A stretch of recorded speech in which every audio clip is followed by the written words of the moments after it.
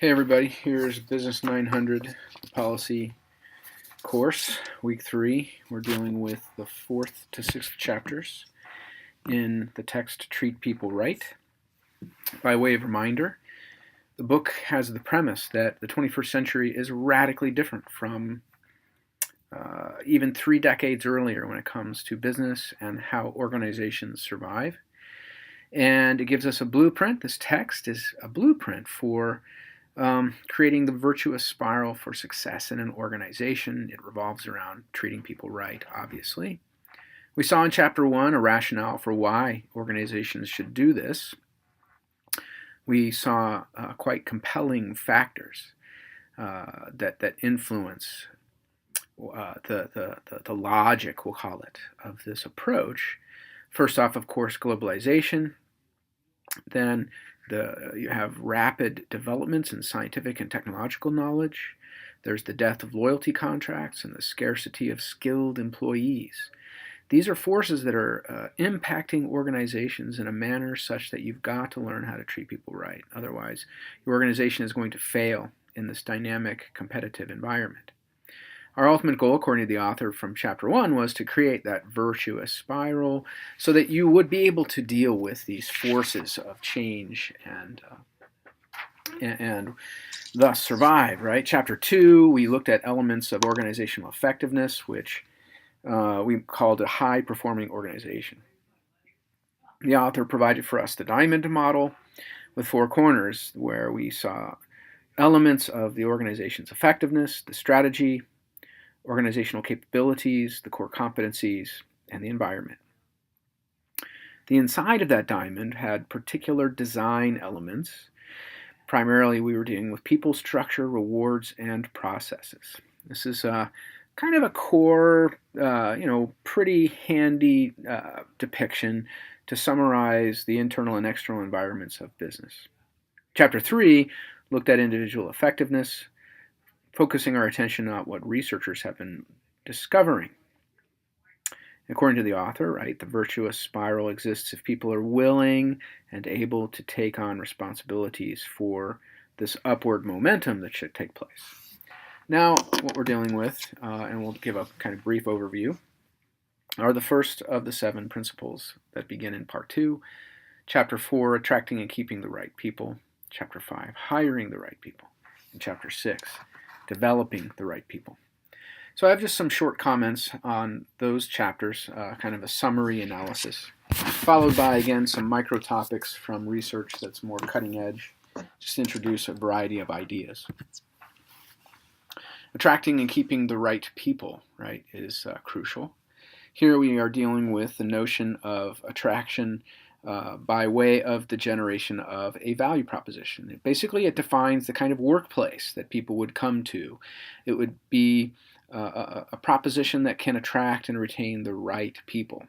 So we have to announce to them what kind of organization we are about, right? Our reason for existence, our value proposition meant to obtain high-performing persons.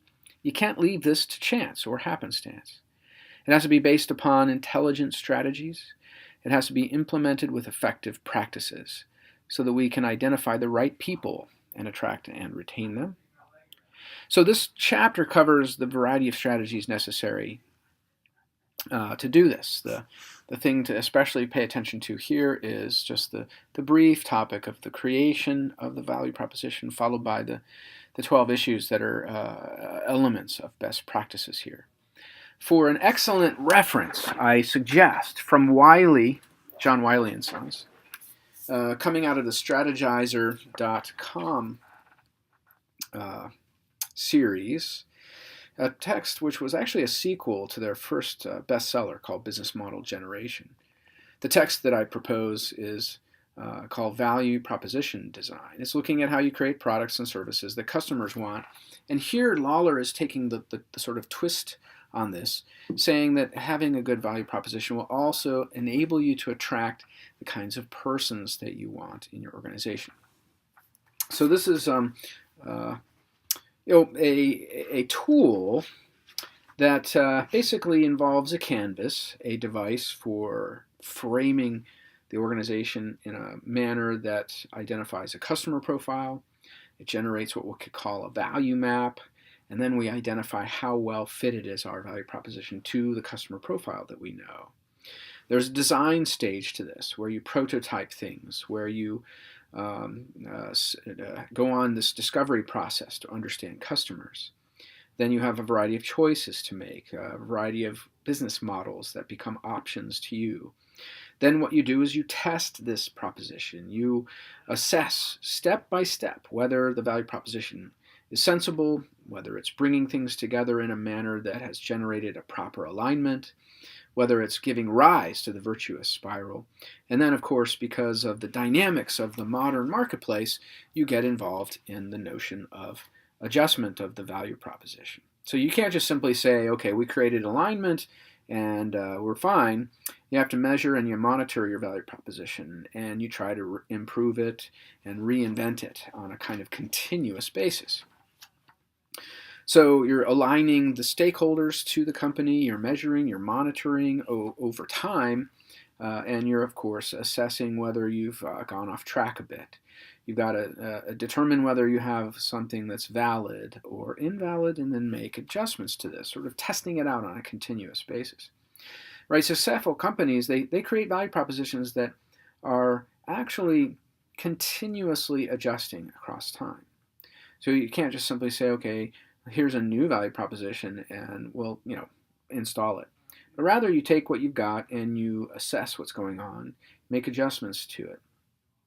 An excellent resource on this note, by the way, is the Columbia Business School professor Rita McGrath. I've talked about her briefly in the past.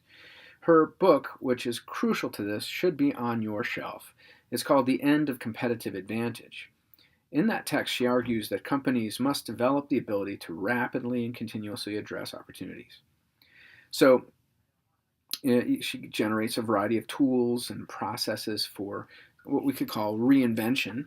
And Lawler, of course, thinks about this also in the personal sense, right? The value proposition of yourself, and this is this is a lesson that poses, of course, the vocational question for you, but we can go further and say apply in a much more intense manner the value proposition to even just yourself. And so I highly recommend reviewing this the added document that I wanted you to download and read. It's got a focus that's, I think, tremendously useful.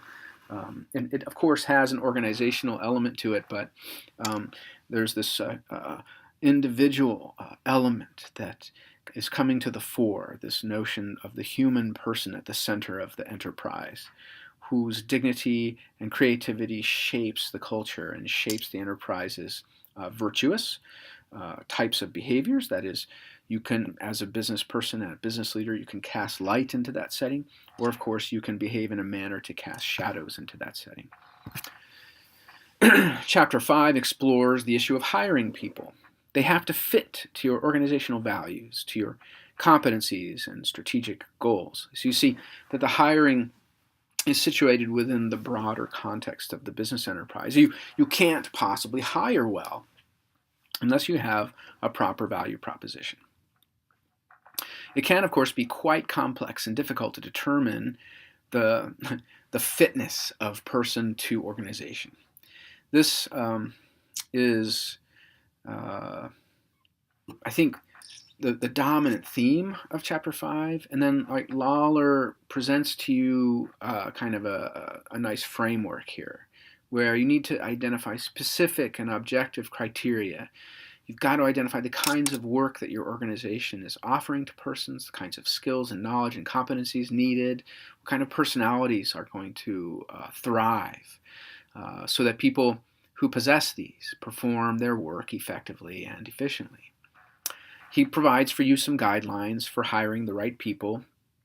It's sort of the issue of, objective data. Don't neglect background checks. Don't neglect ethics, right? These are key ideas that organizations often falter upon.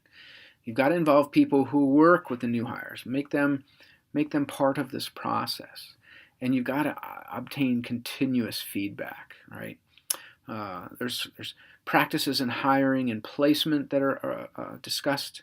And you've got sort of this issue of realism, I think, is a theme that's shot through this whole chapter.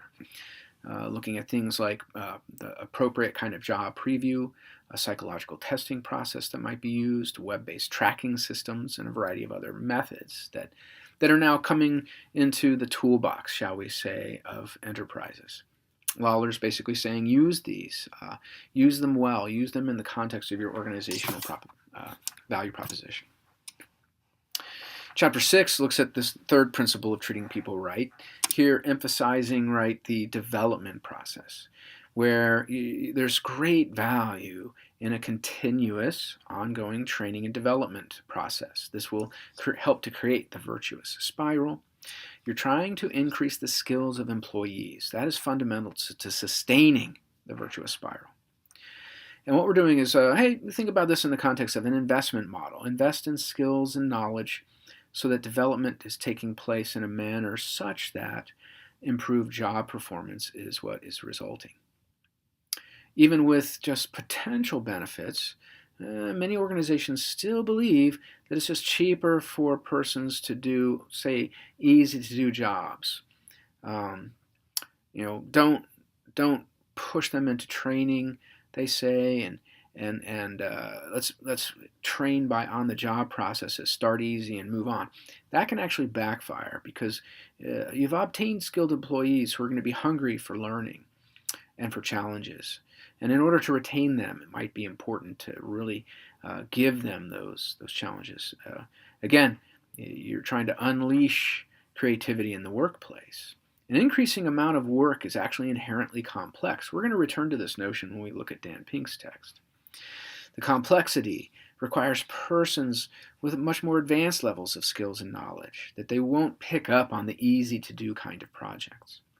So organizations today really can't have a large force of unskilled workers. You've got to continuously be developing them, improving their skills. So the sort of the key question of this chapter is, of course, when and how should you train your employees? That will be dealt with in greater detail as you kind of process through the best practices section. I'm going to leave that for your own analysis. And then, of course, once more, look at the implications for the individual, for yourself. An excellent text in terms of establishing a policy toward the building up of one person in an organization.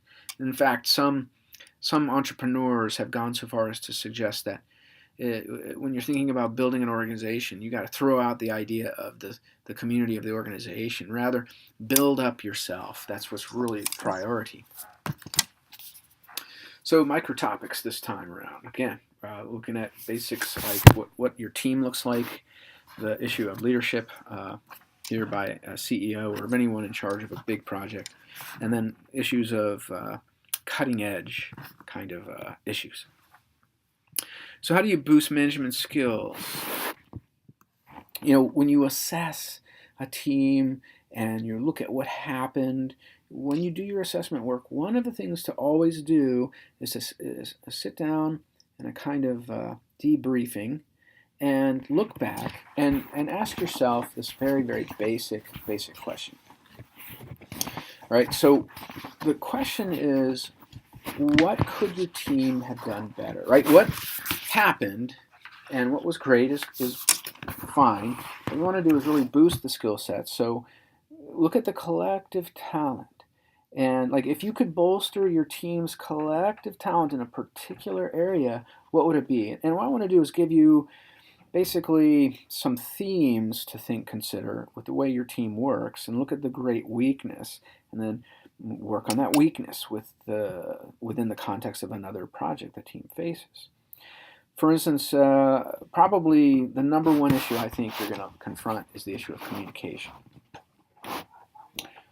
The watchword I would say would be teach teams to over-communicate. Second, probably big item that a team will feel weak upon would be operations. Another one would be the customer centricity issue.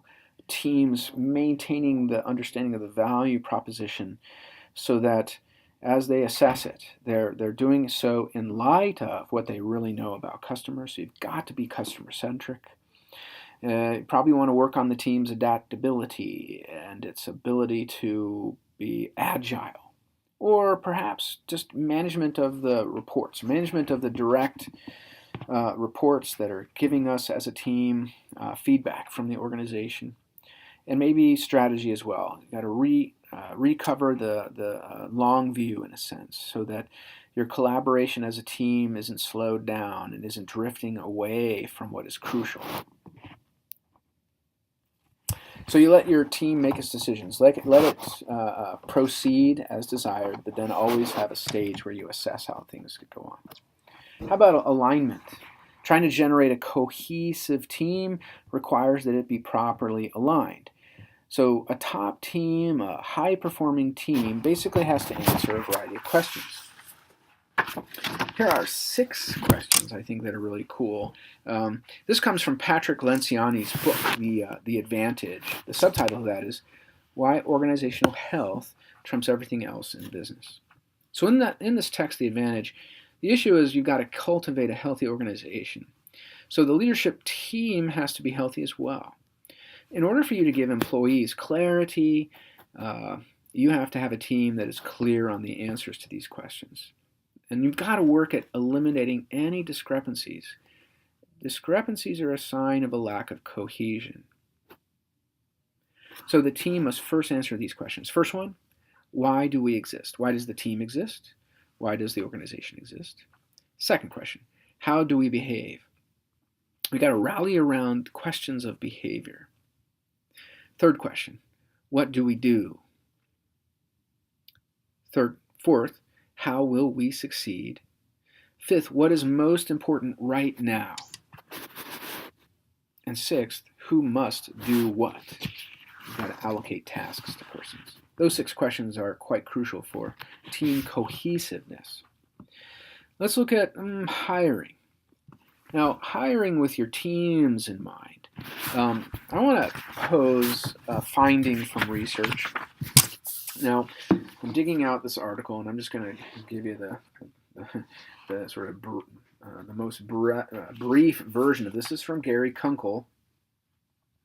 He was an economist who basically was asking about 500 CEOs about what challenges their companies were facing, especially in the midst of certain contexts. So in the context of rapid growth, no surprises here. Like, for instance, there was commonly mentioned the issue of poor supply of the quality labor. So the issue of a quality labor has come up quite a lot. There's a labor shortage when it comes to technical skills. It turns out that this is a little bit more complicated than just having persons with particular schools. See, what's going on is Kunkel found that most companies hire employees on a narrow job description. Now, put that in military terms, and that's basically like you're expanding an army of privates. Now, once you have about a half a dozen workers who can handle the very specific tasks that they've got, someone needs to be in the midst of that, roughly, let's say it's 5 to 8 workers. Okay, you need to have somebody who steps up and who's managing them. See, so during interviews, you, of course, will ask the typical questions of an entry-level job candidate in that narrow sense. But you've got to also dig and say, well, have you ever served as a supervisor? That's focusing a little bit more on the long-term hiring choice. In essence, what Gary Kunkel suggests is that you've got to generate not just the privates that are in your workforce, but you've got to have sergeants. And what you've got to figure out is what kind of skills would these emerging sergeants have? They would be persons who directly supervise entry-level and lower-level persons. They would be involved with training the new members of your teams. They oversee the quality of work, and they represent their workers in resource allocation decisions. They're much more important in the context of the picture of the team in the midst of a broader organization, thinking about customers and suppliers. There's a little bit more of a strategic view. So as companies grow and mature and the talent becomes crucial, you've got to question yourself in terms of specific skills of those called the mid-level managers. And what Kunkel found was these were undervalued assets. So when you're building teams, definitely consider the technical stuff, but don't forget sergeant status, we'll call it, this issue of supervision. It tends to be weak in larger organizations that are growing quickly. Let's consider a couple items in the context of the CEO. So there's a wonderful resource on habits. And, everybody has good habits, everybody has bad habits. I want you to read, if you ever get a chance, The Power of Habit. Subtitle, Why We Do What We Do in Life and Business. This is by Charles Duhigg. And what Duhigg had done was he has discovered through his research into psychology and scholars doing work on habit that there are actual good remedies for taking a serious look at habit formation and habit change. And the text is wonderful because it basically has a diagnostic stage to identify how a habit has come about, right? There's a cue to it, a reward that came about. There was a routine that was established. And what Duhigg does is he presents a wonderful structured model of habit change. How about leadership styles? Turns out CEOs have to become much more agile, shall we say, nowadays than in the past. Business leaders, right, obviously have to have certain personal characteristics to be successful. But what's really key is the application of characteristics in a specific context. This will kind of shift you from successful leader to greatly successful leader. Now there are 4 styles. The directive leader, okay, we call this a person who often is described as autocratic. You tell persons to do things, they need to do it. Now, when should you be directive? That's when you have a new employee. That's when you have somebody who needs to be focused, who needs to be directed. They have no experience they bring to the table, and you're guiding them, pushing them forward. That's the kind of person that needs a lot of direction until later they kind of learn to find their way. The second style is participative.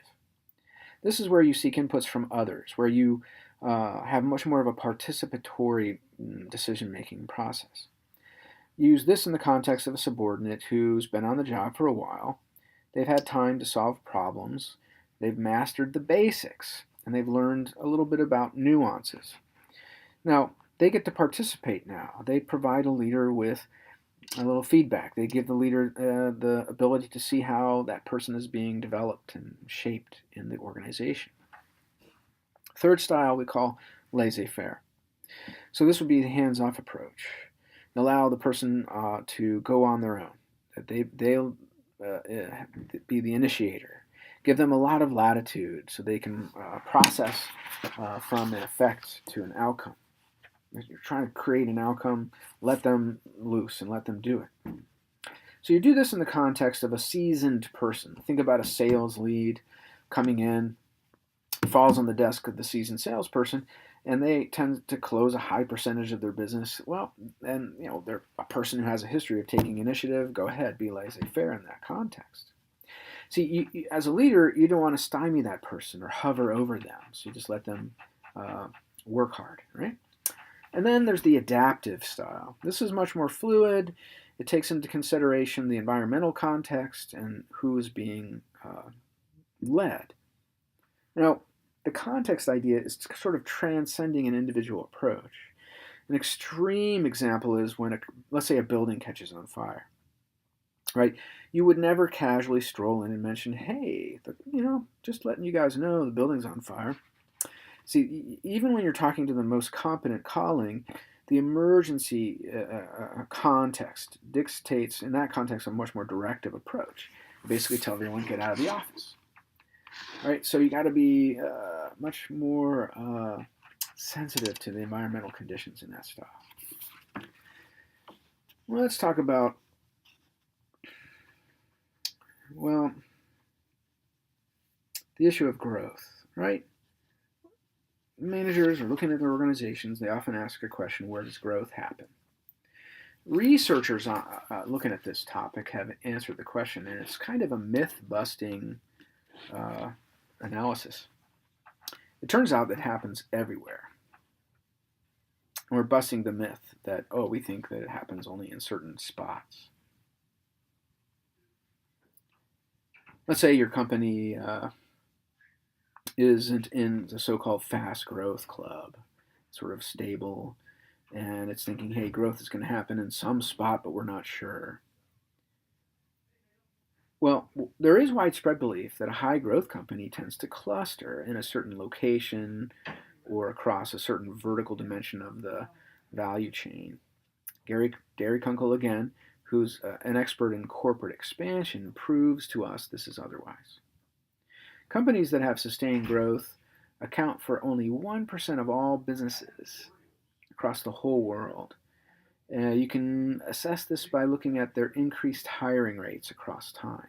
And of course, Kunkel does all sorts of regressions to hold factors constant and hone in on what is really a driver of growth. Kunkel indicates that the growers who are making themselves sort of set apart from the typical situation of a firm is usually growing because of two factors: how they operate and the decisions they make.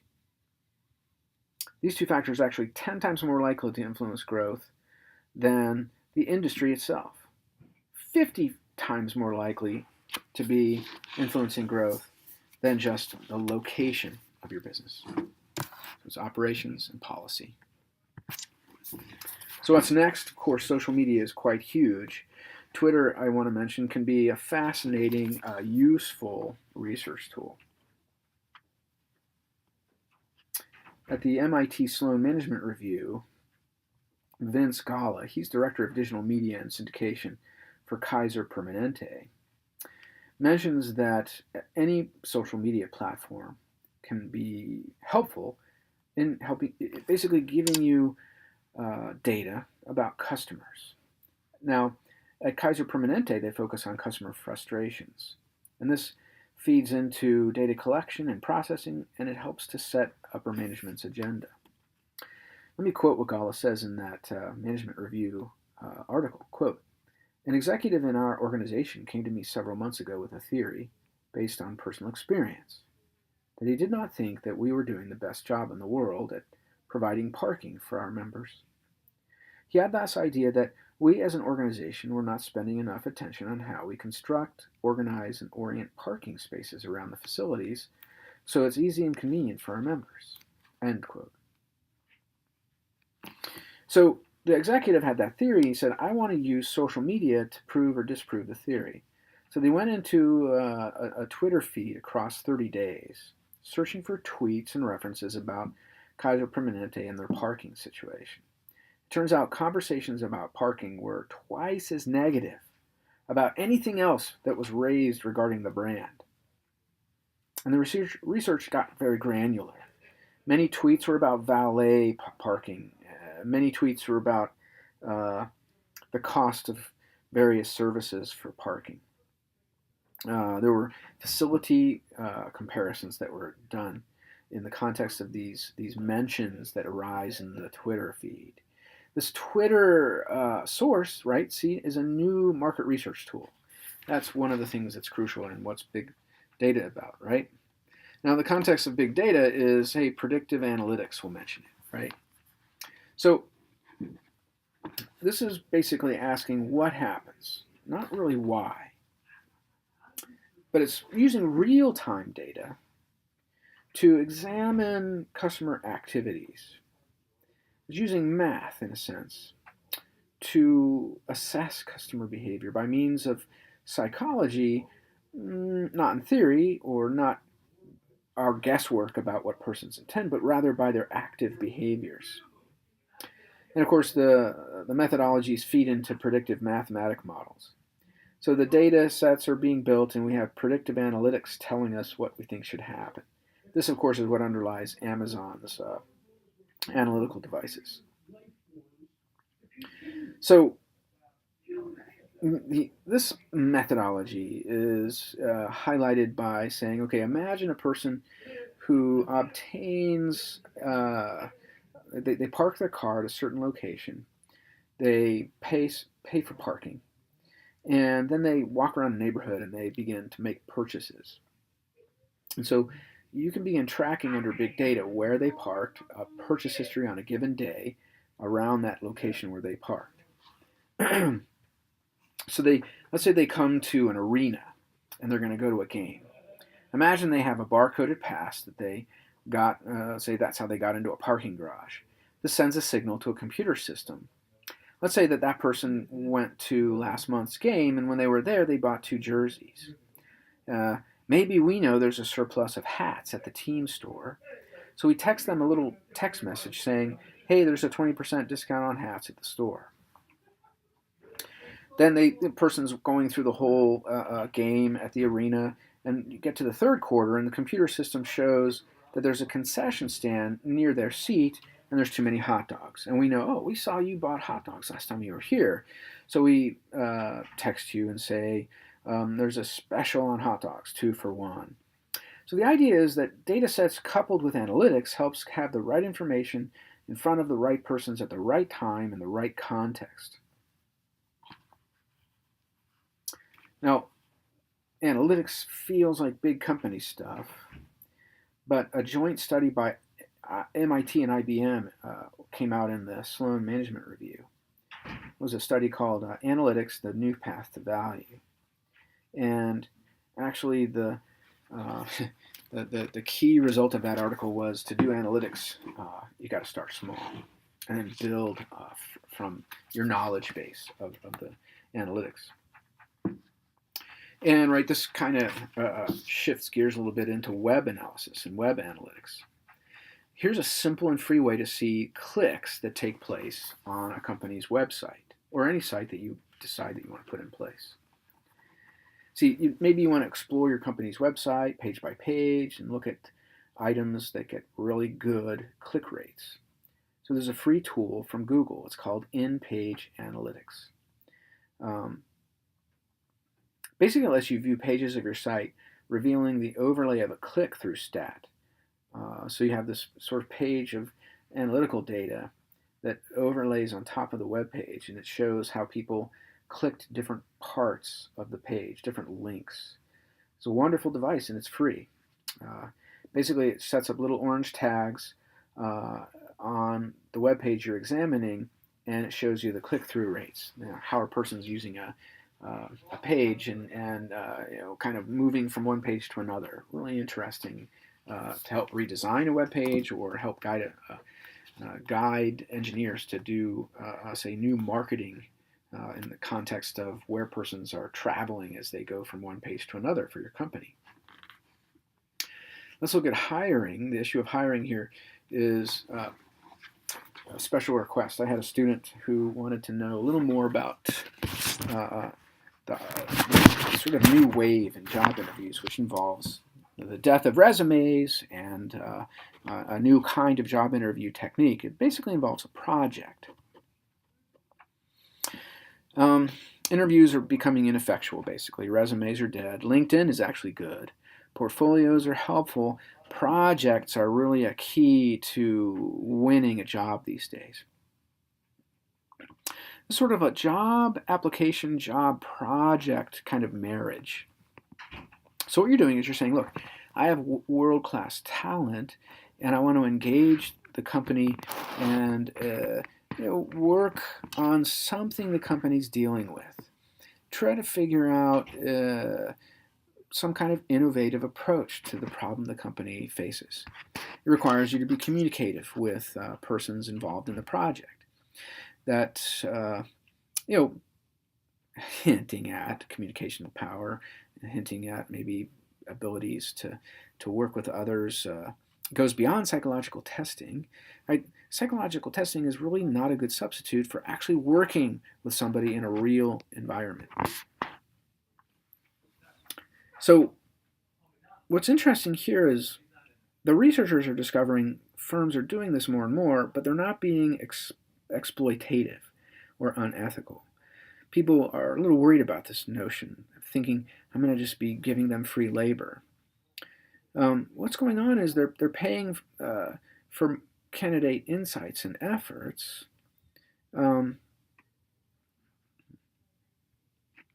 And it's temporary. You don't want to be just doing one project after another in a whole range of interviews. This would be sort of a late stage in an interview process where you hand off some small portion of the project to somebody. And what you're trying to see is, well, how do they process the data? How do they think through what's going on?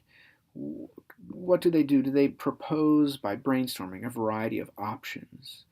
It's taking a talented person and putting them much more in a real world opportunity to see how they shine and succeed. What's going to knock a person's socks off, right?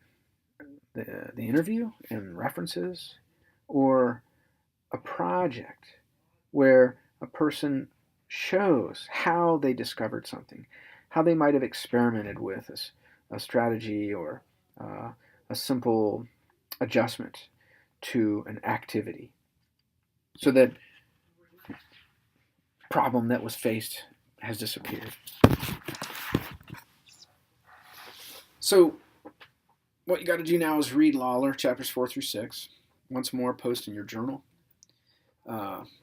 Post in the discussion board. Take the quiz for this week. That'll come up on the webpage pretty soon, probably within a day or so. And this time you do have an added reading. It's a short article, but highly applicable. Since that one is pretty personal, I ask you to put your answers to my question regarding that additional PDF reading. That's what's going to go into your journal. All right, this is enough for now. I'm going to post this lecture for you guys. Let's put it up on Blackboard.